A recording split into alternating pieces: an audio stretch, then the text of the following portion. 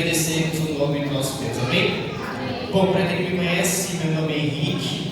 Essa é a segunda vez que eu estou aqui. Sou um dos anciãos lá na igreja de Santo dos Redores. Fazemos parte ali do distrito de Vila Nova e é uma honra estar aqui com vocês nesta manhã. E desde já eu apelo para que nós possamos abrir não só os nossos ouvidos, mas também a nossa mente e o nosso coração, para que possamos ouvir a voz de Deus nesta manhã e sairmos aqui com a certeza de que tivemos um encontro com Ele. Bem? Bom, hoje é um sábado especial. Nós estamos comemorando o Dia Mundial do Jovem Adventista. Nós sabemos que está escrito no Espírito de Profecia que as crianças, os jovens, as pessoas humildes, elas terão um papel fundamental para a proclamação do alto clamor. Quando o Espírito Santo for derramado na igreja, este grupo de pessoas será um instrumento nas mãos de Deus para proclamar a pregação do Evangelho. E aí, Mateus 24, versículo 14, de fato vai se cumprir, e aí Jesus vai voltar. Só que, o que significa de fato se envolver na missão? Será que se envolver na missão implica em só você vir aqui atrás do púlpito e pregar? Será que se envolver na missão só implica em você participar de eventos, de programas? Porque tem pessoas que acham que se envolver na missão é só isso. Ah, vai acontecer o Caleb, vou me envolver na missão. Ah, e quando acaba o Caleb se esfria. Ah, vai acontecer os 10 dias de oração, vou me envolver na missão. Termina os 10 dias de oração, se esfria. Ah, vai acontecer a semana do Calvário, vou me envolver na missão. Termina a semana do Calvário, para de se envolver na missão. Tem pessoas que acham e têm a convicção de que se envolver na missão implica em programas, em eventos. Mas se envolver na missão é muito mais profundo do que isso. E nesta manhã, nós iremos ver através de um jovem e através também de um outro personagem bíblico que tem ligações comuns. Que se envolver na missão é você testemunhar o amor de Deus, mesmo que você tenha que sofrer pelo nome dele. E você vai ver nesta manhã que vale a pena sofrer pelo nome de Cristo. Eu te garanto que no final desta pregação, você vai sair por aquela porta e vai dizer: Senhor, manda a prova porque eu quero sofrer pelo teu nome, porque eu sei que vale a pena. Dito isso, abre suas Bíblias no livro de Atos. Atos, capítulo 9.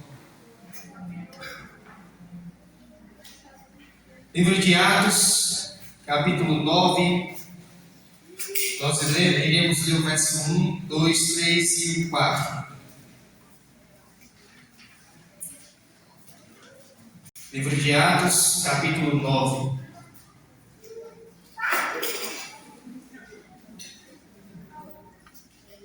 Amém? Verso 1. Saulo, respirando ainda ameaças e morte contra os discípulos do Senhor. Irmão, dá uma pausa aí. Você já observou o início desse verso que vai no fundo? Olha só o que diz, Saulo, respirando ainda ameaças e morte contra os discípulos do Senhor, dirigiu-se ao sumo sacerdote e lhe pediu cartas para a sinagoga de Damasco, a fim de que, caso achasse alguns que eram no caminho, tanto homens como mulheres, os levasse presos para Jerusalém. Enquanto seguia pelo caminho, ao aproximar-se de Damasco, subitamente uma luz do céu brilhou ao seu redor. Ele caiu por terra e ouviu uma voz que lhe dizia: Saulo, Saulo, por que me persegues? Aí agora dá uma pula aí para o verso 15 e o verso 16, por gentileza. Verso 15.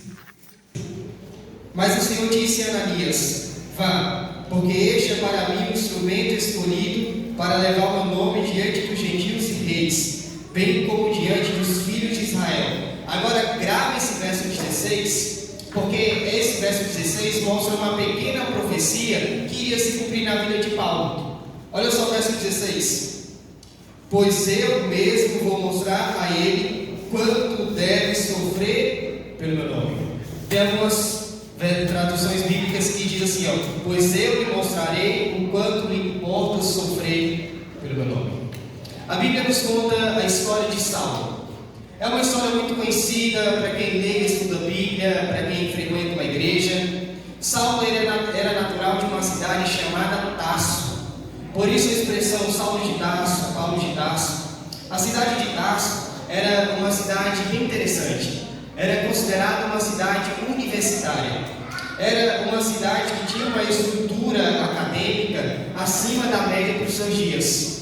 E todas as pessoas que eram naturais de Tarso eram pessoas bem preparadas do ponto de vista acadêmico, do ponto de vista educacional. Saulo, ele nasceu em Tarso, ele estudou em Tarso, e ele teve uma parte da sua graduação também em Tarso.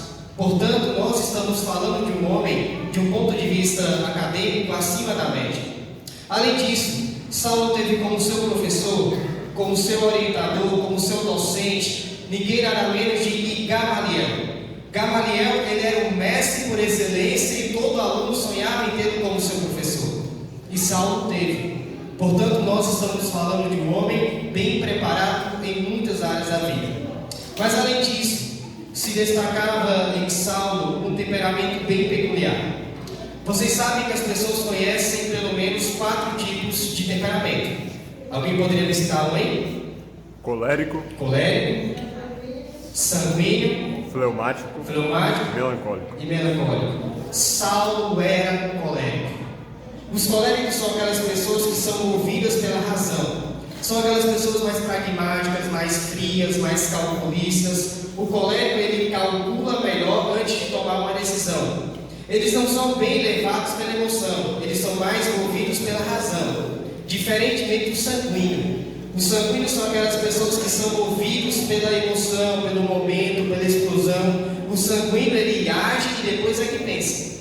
Então são dois extremos: o colérico, que pensa antes de agir, e o sanguíneo, que age e depois é que pensa. Quer ver uma coisa?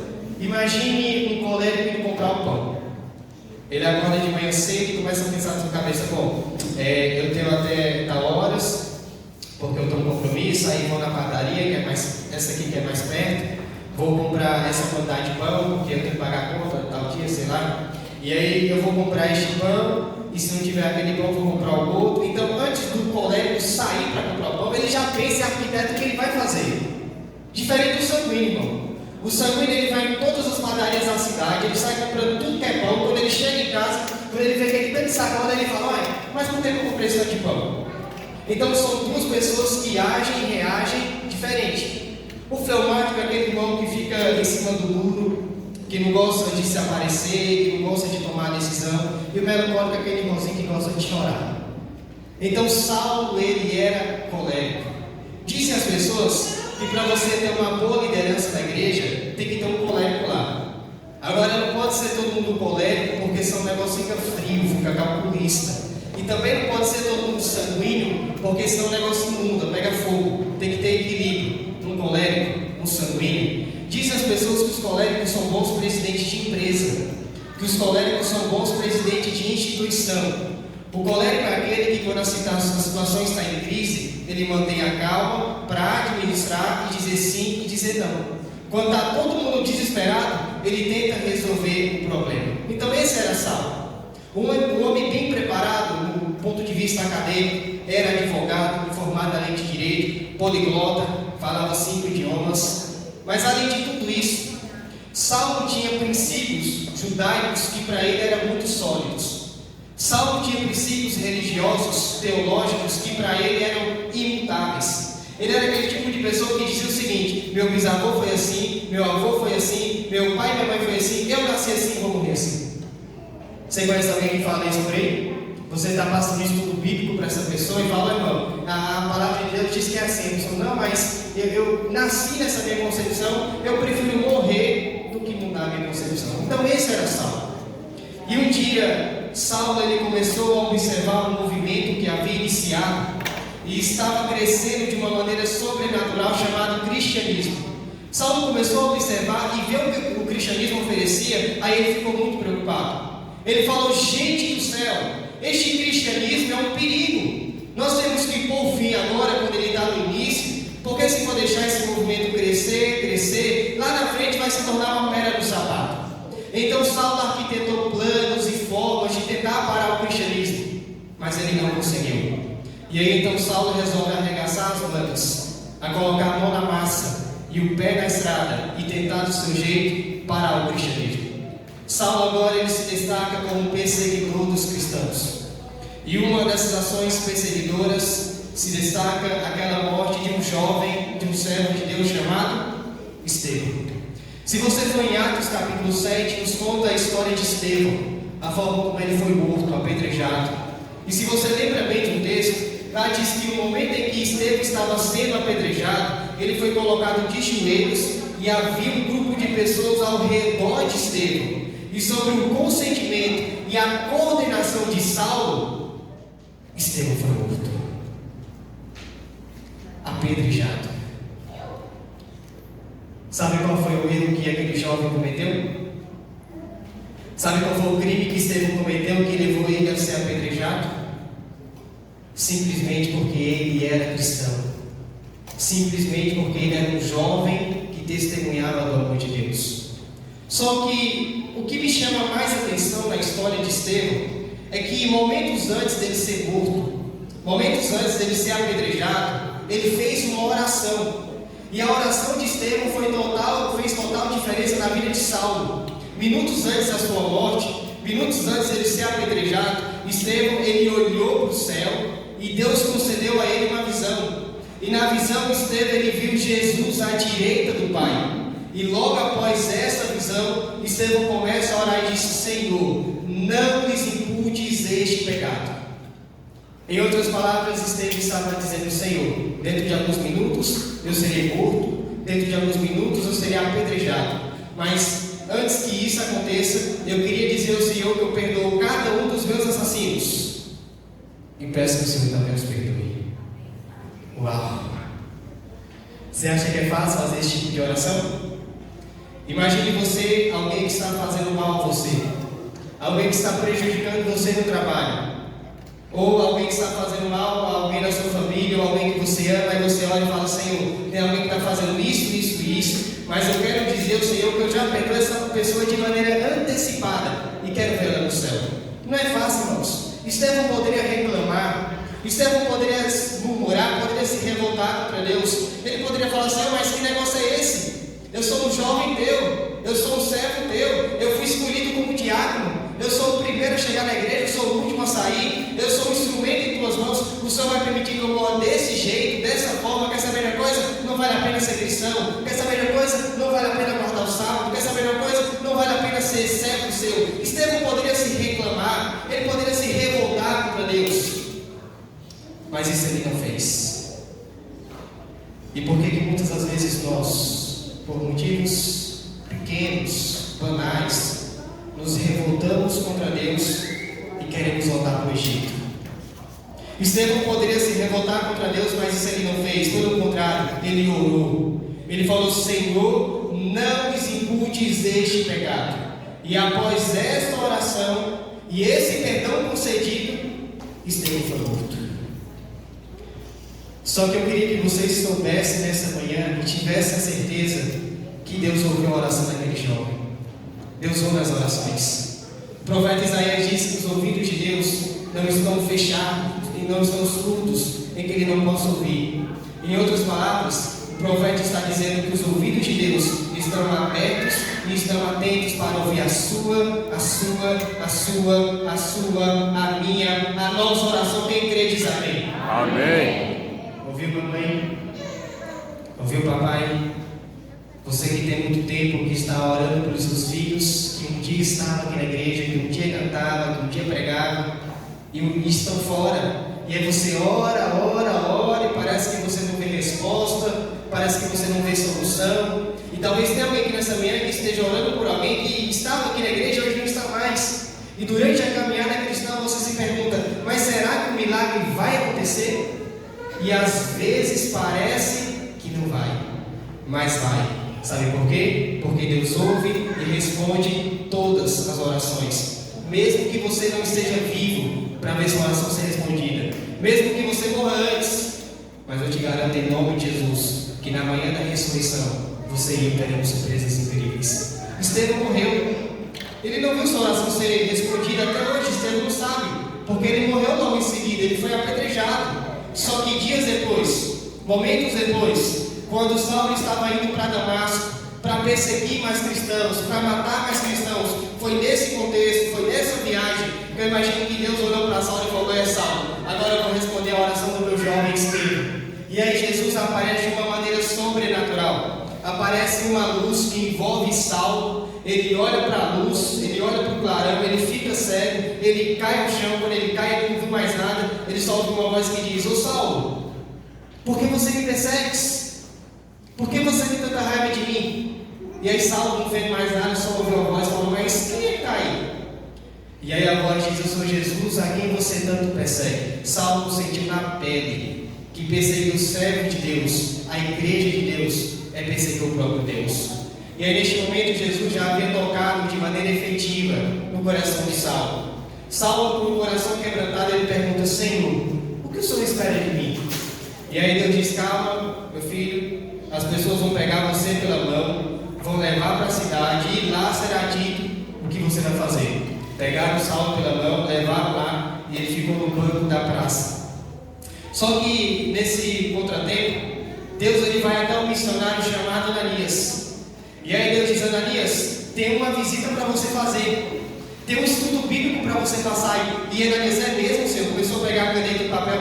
Me diz aonde é que eu vou lá, é agora.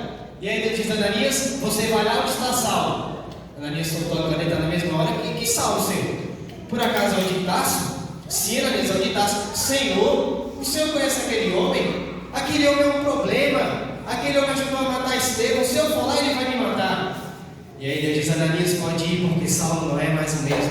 Eu já tenho planos para Saulo. Aí entre os versos 15 e 16, Saulo vai ser um instrumento em minhas mãos para levar a mensagem aos gentios, aos reis, aos filhos de Israel. E outra, Ananias, eu vou mostrar para Saulo o quanto importa sofrer pelo meu nome.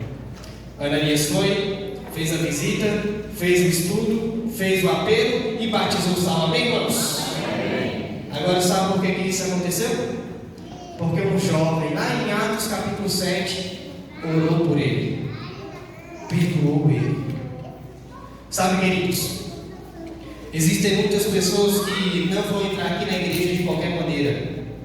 Existem muitas pessoas que são boas, que são sinceras, mas que têm raízes religiosas tão profundas que se você convidá-las para vir para a igreja, elas não vão vir. Se você convidá-las para receber o estudo bíblico, elas não vão aceitar. Repito, são pessoas boas, são pessoas sinceras, que tem que estar aqui, que tem que ser um servo de Deus, que tem que ser uma serva de Deus, mas que são inatingíveis do ponto de vista humano.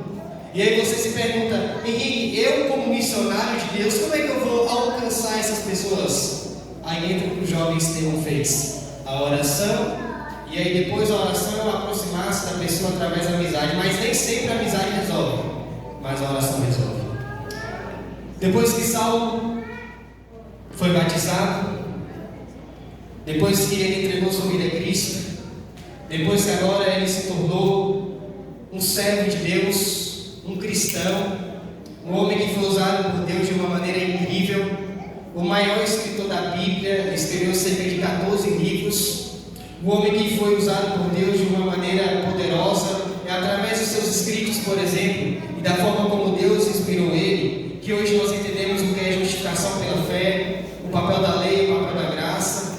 Eu pergunto para você nessa manhã: depois que Saulo foi batizado, você acha que os problemas de Paulo acabaram? Você acha que depois que ele saiu lá do batismo, ele começou a ter asas e começou a voar e a caminhada foi às 1000 maravilhas? Aqui nós entramos em um ponto bem delicado, porque muitas pessoas acham que ao entregar sua vida a Cristo, que ao se tornar cristão, os seus problemas vão acabar. Tem igrejas que de fato pregam essa prosperidade que não é bíblica. Tem igrejas que falam o seguinte: se você entregar sua vida a Cristo, você que é empregado vai se tornar patrão. Você que mora de aluguel vai ter casa própria. Você que tem casa própria vai ter mansão. Tem igrejas que pregam essa prosperidade antibíblica. Mas eu quero mostrar para vocês, da parte final dessa mensagem, através da vida de Paulo, o quanto ele sofreu e o quanto isso deixou ele mais forte. Abre suas Bíblias no livro de Romanos, Romanos capítulo 7. Um dos livros que foram escritos pelo apóstolo Paulo.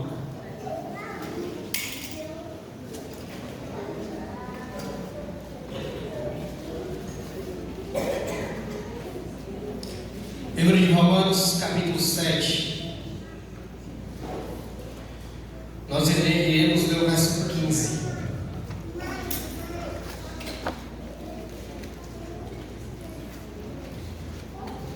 Romanos, capítulo 7, verso 15. Olha só o que o próprio Paulo diz: porque nem mesmo compreendo o meu próprio modo de agir, pois não faço o que prefiro, e sim o que detesto. Profundo, não é isso? Olha só o verso 19: porque não faço o bem que eu quero, mas o mal que não quero, esse faço. Queridos, Romanos capítulo 7 é um desabafo de Paulo. Você consegue sentir o desabafo de Paulo? Ele está falando: o bem que eu quero fazer eu não consigo. Dentro de mim eu amo a lei de Deus. Dentro de mim eu quero viver diferente. Dentro de mim eu quero viver assim como diz o Senhor. Mas dentro de mim também existe uma outra lei que rege a minha vida e faz coisas que eu não gostaria de fazer. Você compreende, irmãos, nessa manhã o que Paulo está dizendo? Sabe qual era a maior luta de Paulo todos os dias? A maior luta de Paulo todos os dias era de não voltar a ser Saulo. A maior luta de Paulo todos os dias era de não voltar a ser aquela pessoa que perseguiu os cristãos, que ajudou a matar Estevão. Sabe qual é a minha luta todos os dias? A minha maior luta todos os dias é de não voltar a ser aquele Henrique que eu era antes de Cristo. Aquele Henrique que curtia carnaval. Sabe aquele bloco das negrinhas? Alguém conhece? Espero que não, mas alguém que conhece? Já ouviu falar, irmão? Como é que é esse bloco lá? Vamos se vestir de mulher. Eu já fui participar daquele bloco. Tantos carnavais que eu ia para esse bloco vestido de mulher, enchia a cara, vomitava. E minha maior luta todos os dias é de não voltar a ser aquele Henrique. Sabe qual é a sua maior luta todos os dias? A sua maior luta todos os dias é de não voltar a ser aquela pessoa que você era antes de Cristo. Por isso que o desabafo de Paulo é o nosso desabafo. Será que em algum momento da sua caminhada cristã você orou e falou: Senhor, até quando você se afasta? Porque o grande problema, irmãos, é quando nós queremos ir até Cristo com a capa de crente do sábado pela manhã. Aí Deus ele olha para nós e fala: mas meu filho, eu sei quem é você no sábado da noite. Eu sei quem é você quando está sozinho. Por isso que o desabafo de Paulo também é o nosso desabafo. Nós sabemos que devemos ler mais a palavra de Deus, mas nós nem sempre queremos. Nós sabemos que devemos orar mais, buscar ter intimidade com Deus, se envolver na missão. É cada um ajudando o outro a ser salvo, mas nem sempre nós queremos. E assim como Paulo, nós sofremos barbaridades. E é por isso que no final do capítulo ele diz: miserável homem que sou. Quem vai me livrar dessa vida, dessa situação? Então Romanos capítulo 7 é o desabafo de Paulo. Romanos 7 mostra um Paulo humano que desabafa para a igreja. E aí algumas pessoas poderiam pensar o seguinte: peraí, então parece que Paulo vai desistir. Será que Paulo vai voltar a ser Saulo? Quando leram Romanos capítulo 7, ficaram com essa impressão: será que Paulo vai voltar a ser Saulo? Aí Paulo responde essa situação escrevendo Romanos 8. Olha só o que diz Romanos 8, verso 28. Romanos 7, Paulo está desabafando para a igreja. Está falando a sua luta que ele enfrentava. E ele responde essa luta em Romanos 8, verso 28. Olha só o que ele diz: sabemos que todas as coisas cooperam para o bem daqueles que amam a Deus, daqueles que são chamados segundo o seu propósito. Que compreensão! Essa compreensão faz toda a diferença na vida do crente. Essa compreensão mostra uma maturidade espiritual. Em Romanos 7, ele escreveu sua luta, sua batalha, a guerra espiritual que ele enfrentava todos os dias. E em Romanos 8 ele diz: mas eu sei que tudo isso coopera para o meu bem. Sabe, queridos, nós precisamos entender que mesmo as provas, as lutas, as dificuldades que nós enfrentamos no dia a dia, tudo isso coopera para o nosso bem.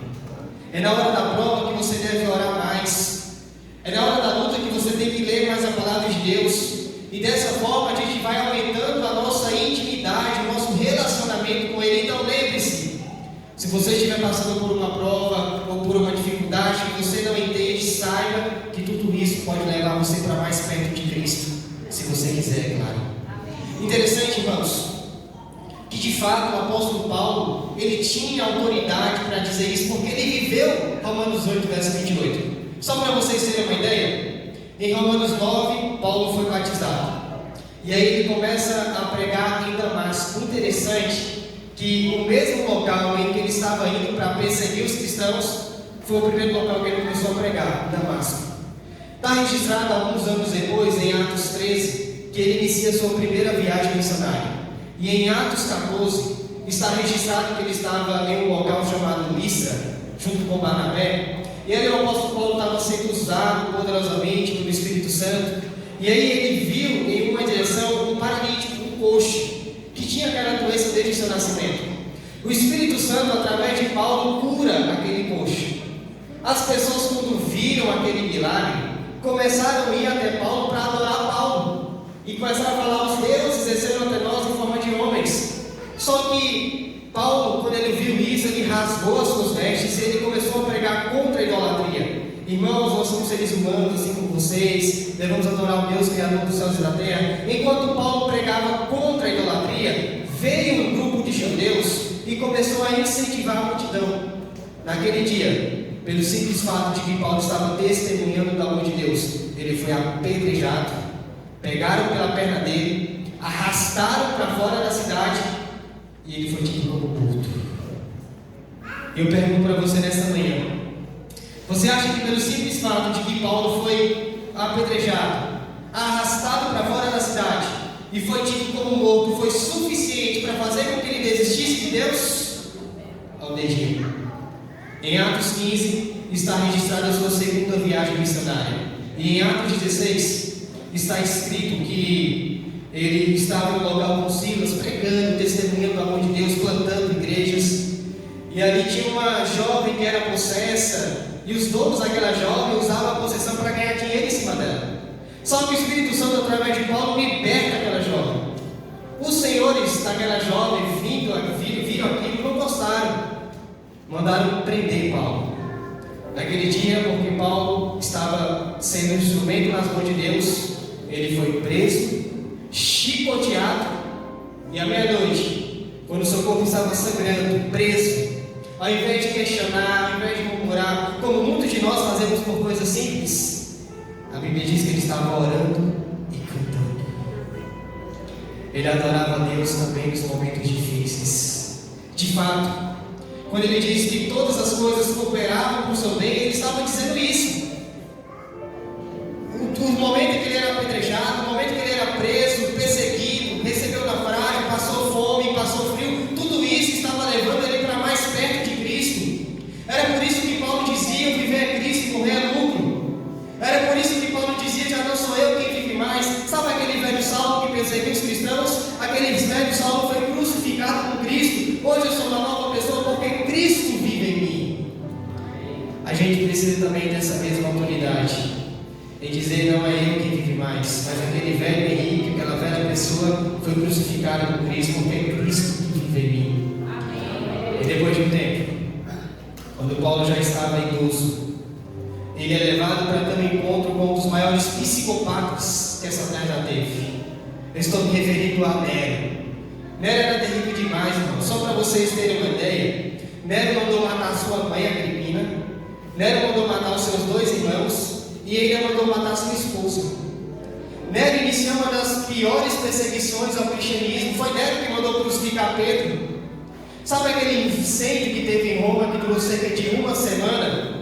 Diz os historiadores que foi o próprio imperador Nero que ocasionou aquele incêndio. E as chamas que consumia as casas, as pessoas que eram queimadas, eram músicas suaves aos ouvidos de Nero. E enquanto as pessoas eram queimadas, diz os historiadores que ele estava numa colina com sua lira tocando e comemorando aquela cena. Diz alguns historiadores que quando Nero ia fazer algum evento, esse evento era à noite, ele mandava pegar alguns cristãos que estavam presos, ele mandava colocar em locais específicos e colocava fogo nos cristãos. E os cristãos eram feitos de tocha viva para iluminar o ambiente. Então agora Paulo estava frente a frente com esse imperador. O interessante é que a senhora White conta que no livro Atos dos Apóstolos, que ao invés de Paulo argumentar para defender a sua liberdade, porque ali era o julgamento, e Paulo também era formado na lei de direito, ao invés de Paulo argumentar para ter direito à sua liberdade, ela diz que ele estava pregando para Nero. Ela diz que ele estava falando sobre o juízo, que um dia todos os seres humanos estarão perante o Rei do Universo para prestar contas. E ela diz que enquanto Paulo pregava para aquele imperador, o céu se abriu para ele, o Espírito Santo começou a falar ao coração dele. Era o dia da salvação de Nero, e ele ficou tão feliz, a senhora White diz, tão feliz por todas as verdades que foram ditas por Paulo, que ele quase se converteu ao cristianismo. Só que depois que Paulo termina de pregar, Nero vira as costas para Paulo e dá a sentença final. No outro dia, Paulo seria decapitado. Mas sabe o que mais me chama a atenção, Renato? É que Nero não teve coragem de olhar nos olhos de Paulo e dar a sentença. Sabe por quê? Porque Nero teve medo. Nero não tinha medo de nenhum juiz, de nenhuma outra nação, de nenhum outro exército. Eram eles que tinham medo de Nero. Mas quando Nero estava frente a frente com um simples idoso, cheio de marcas, cheio de cicatrizes, Nero tremeu de medo. Sabe por quê? A senhora White conta que enquanto Paulo pregava, o seu rosto brilhava. E Nero, ao contemplar o brilho do rosto de Paulo, ele teve medo. Lembra de Moisés? Toda vez que Moisés ia ter um encontro com Deus, ele descia desse encontro, o seu rosto brilhava. Lembra de Estevão, o jovem que nós falamos hoje? Enquanto Estevão estava diante do julgamento dos judeus, enquanto ele pregava, o seu rosto iluminava como se fosse um anjo. A mesma coisa que também irá acontecer com o servo de Deus, no derramamento da porção dobrada do Espírito Santo. A senhora diz que esse derramamento será tão verdadeiro, tão autêntico, tão poderoso, que os servos de Deus ficarão com os rostos iluminados. A mesma coisa estava acontecendo com Paulo. Enquanto ele pregava, o seu rosto brilhava. Queridos, sabe o que falta em nós? Na verdade, vamos ser sinceros, muita coisa falta em nós. Mas uma delas, e talvez a mais importante, é ter o brilho de Deus em nosso rosto. É de ter o brilho de Deus em nossa vida. E as pessoas olharem para nós e enxergarem o servo de Deus. O que elas estão vendo quando olham para você? Alguém que só brinca, que só faz resenha, que não leva as coisas de Deus a sério? Ou um servo de Deus, ou uma serva de Deus? Muita coisa falta em nós. Mas uma delas, e talvez a mais importante, é ter o brilho de Deus em nossa vida. Nero, ao contemplar o brilho no rosto de Paulo, ele teve medo. Por isso que virou as costas para Paulo e deu a sentença. No outro dia, Paulo seria decapitado. O interessante que no dia que Paulo foi morto, enquanto ele caminhava, as poucas pessoas que assistiam à morte de Paulo, porque Nero foi tão estrategista, que ele não permitiu que o público assistisse Paulo sendo morto. Porque ele temia que no momento em que aquele homem fosse morto, muitas pessoas se converteriam ao cristianismo. Então as poucas pessoas que assistiram à morte de Paulo acharam estranho. Como que um homem está indo para um local em que vai ter sua cabeça arrancada do corpo, feliz, tranquilo, de boas, como se estivesse indo para uma festa de casamento? Como? Naquele dia ele foi decapitado. Só que Paulo morreu crendo na ressurreição.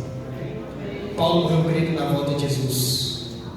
E um dia antes dele ser morto, ele escreveu suas últimas palavras. E eu não poderia pregar sobre a vida de Paulo sem ler as últimas palavras dele, que está no livro de 2 Timóteo, para a gente finalizar o sermão dessa manhã. 2 Timóteo, capítulo 4.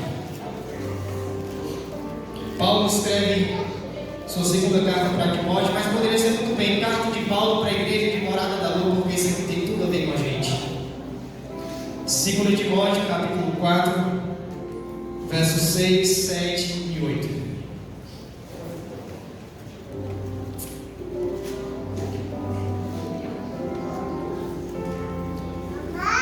Bem? Paulo diz: quanto a mim, já estou sendo oferecido por ocupação, e o tempo da minha partida chegou. Combati o bom combate, completei a carreira e guardei a fé. Desde agora me está guardada a coroa da justiça, que o Senhor reto juiz me dará naquele dia, e não somente a mim, mas também a todos os que amam a sua vida. Esse texto é poderoso, não é, irmãos? Um dia antes de Paulo ser morto, ele escreveu ao pessoal o seguinte: eu sei que amanhã eu serei morto, e eu já sei que eu vou ser decapitado, mas antes que eu seja morto, eu queria dizer que combati o bom combate, completei a carreira e guardei a fé. Interessante que quando ele disse combati o bom combate, ele está se referindo àquela guerra de Romanos capítulo 7, aquela batalha contra a carne e contra o eu. Ele disse: eu combati o bom combate. Eu quero fazer um apelo para você nesta manhã. Queridos, vamos combater o bom combate? Nós sabemos que vivemos uma guerra entre o bem e o mal que se estende há mais de 6.000 anos. E assim como Paulo, nós precisamos combater o bom combate. Nós também precisamos completar a carreira. Sabe o que significa completar a carreira? Significa você não desistir. Significa você cruzar a linha de chegada. Eu sei que a caminhada é difícil. Eu sei que ela é dura. Eu sei que tem momentos que você vai chorar. Vai ter momentos que você vai gemer de dor. Vai ter momentos que você vai tropeçar. Mas assim como Paulo, nós precisamos completar a carreira. Mas para completar a carreira, é preciso guardar a fé. E aqui eu faço um apelo para os jovens, para as crianças, para os adultos. Vamos guardar a fé? Sabe o que significa guardar a fé? Significa você não abrir mão da sua fé. Significa você não pegar a sua fé e colocar na mesa do inimigo. Não negocie a sua fé. Não troque a sua fé por empregos.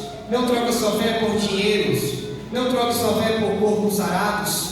Não troque a sua fé por mulheres. A fé é o bem mais precioso que Deus nos deu. E ela precisa ser guardada aqui, nas 7 chaves. Ela precisa ser na palavra. Você pode perder tudo aqui nessa terra. Você pode perder o seu carro, o seu dinheiro. Você pode perder até a sua saúde. Mas não perca a sua fé. Sabe por quê? Ele termina dizendo: já agora, a coroa da justiça, aqui como a irmã fez aqui na adoração infantil, a coroa da justiça está reservada para mim, pessoal. Eu sei que eu vou morrer amanhã, mas eu sei que tem uma coroa da justiça preparada para mim, mas não somente a mim, mas para todos quantos amam a sua vida. Ei, sabe por que você é um jovem adventista? Sabe por que nós somos adventistas? Porque nós amamos a vida de Cristo. Tem uma coroa da justiça preparada para você. Diga amém, irmãos. Amém. Portanto, não troque a sua coroa da justiça por migalha deste mundo.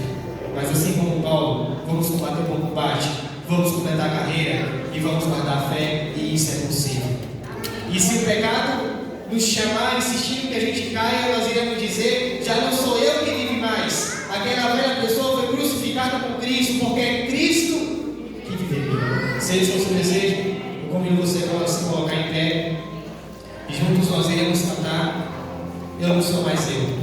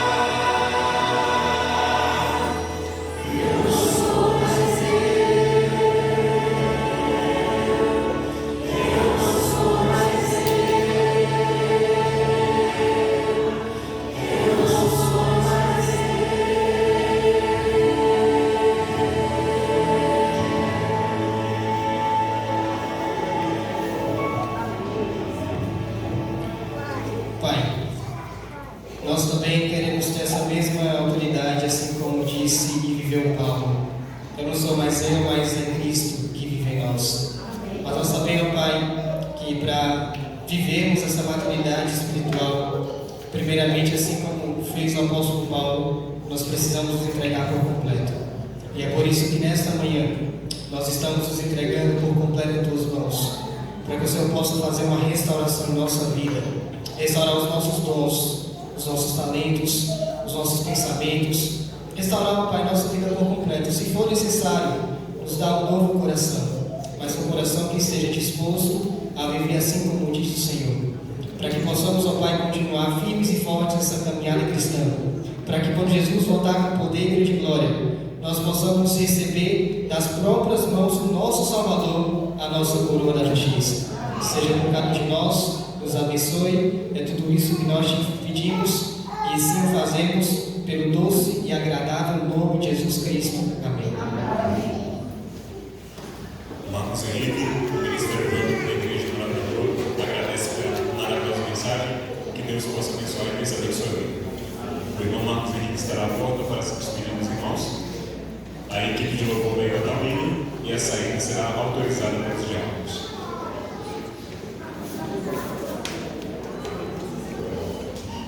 Também agradeço à igreja, a Vitor, a toda a equipe que nos ajudou aqui a realizar este Dia Mundial do Ministério Jovem e também a vocês que vieram prestigiar e adorar o nosso Deus. Que Deus abençoe.